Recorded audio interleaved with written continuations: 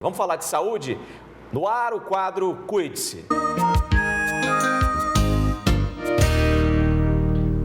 Assunto extremamente importante porque, de acordo com o Ministério da Saúde, houve um aumento de cerca de 59% no número de infartos a pessoas com menos de 40 anos. Para responder todas as dúvidas, vamos falar com um especialista que já está no nosso estúdio, é o Dr. Aguinaldo Freitas, médico cardiologista. Boa tarde, doutor Aguinaldo. Boa tarde, pessoal. Doutor, explica para nós, antes de mais nada, antes desse porquê desse aumento, o que é o infarto? Perfeito. O infarto é quando você tem uma obstrução de uma artéria do coração ou, na verdade, uma falta de oxigenação. O coração é um músculo qualquer, como o outro, e esse músculo ele vive às custas do sangue que chega até ele.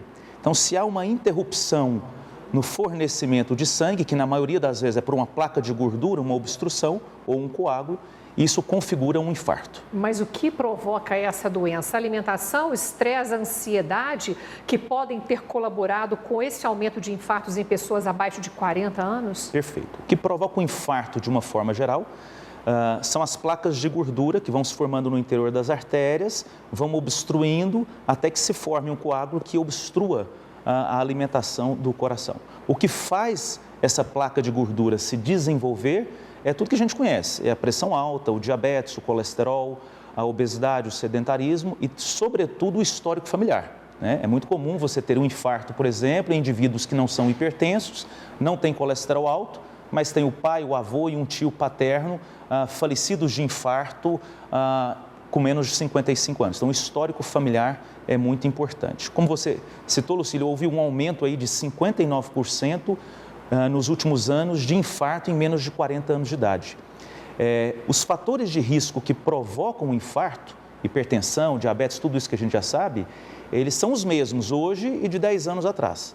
Então, o que aconteceu nesses últimos anos foi a maior exposição a esses fatores de risco pela população mais jovem, com menos de 40 anos, e, paralelamente, houve uma diminuição do infarto em idosos com mais de 65, 70 anos. Então, só tem uma coisa que se explica isso. Os jovens foram mais expostos a esses fatores de risco e se cuidaram menos, e os idosos se cuidaram mais. É a única explicação que a gente tem. E tem pergunta na tela do telespectador. Doutor, eu gosto de tomar um vinhozinho de vez em quando. Gostaria de saber se realmente faz bem para o coração ou é mito? Ok. Qualquer conclusão que você faça a respeito de dieta é muito difícil, porque é difícil você conduzir um estudo. Mas há várias evidências mostrando que tudo de consumo moderado e equilibrado ele não faz mal.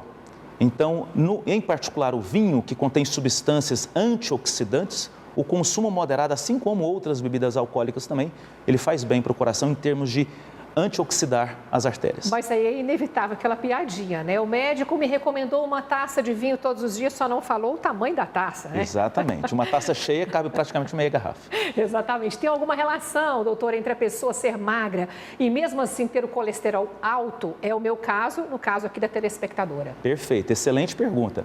A maior parte do colesterol no sangue, ele vem da genética, da produção e não do consumo.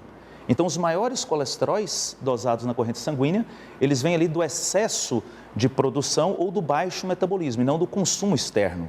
Daí a importância que a gente estava conversando, você fazer pelo menos uma vez por ano a dosagem de um colesterol, pelo menos, de uma glicemia, aferir a sua pressão, enfim, fazer as suas consultas de rotina.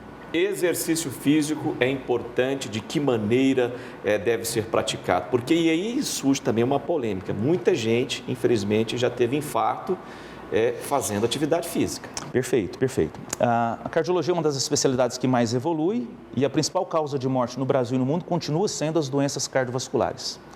A despeito de todo o desenvolvimento, não adianta. A melhor forma de você conduzir doenças cardiovasculares ou o aparecimento dela é a prevenção, e numa delas o exercício físico. Para você fazer exercício físico, você tem que ter o aval de o seu médico de confiança, de um clínico, um cardiologista. Ele vai fazer o seu exame físico e muitas vezes tocando ou examinando, ouvindo o paciente, você consegue detectar algumas doenças. Fora isso, vem os exames, que chamam-se exames complementares, que a gente faz para saber se o paciente tem condições físicas de fazer um esforço físico, que tipo de esforço físico. Qual é a atividade física ideal para o paciente? Para o coração, não importa se você caminha ou corre. dá na mesma. O que importa é a regularidade dos exercícios físicos. Tudo menos levantamento de copo, né? Olha só, meu pai sempre se cuidou, eu o levava para fazer check-up, mas mesmo assim ele teve infarto. O que pode ter sido? Exatamente. Isso foi uma postagem que eu fiz recentemente também, justamente disso. Fiz um check-up e tive um infarto. Depende do check-up que você fez, né?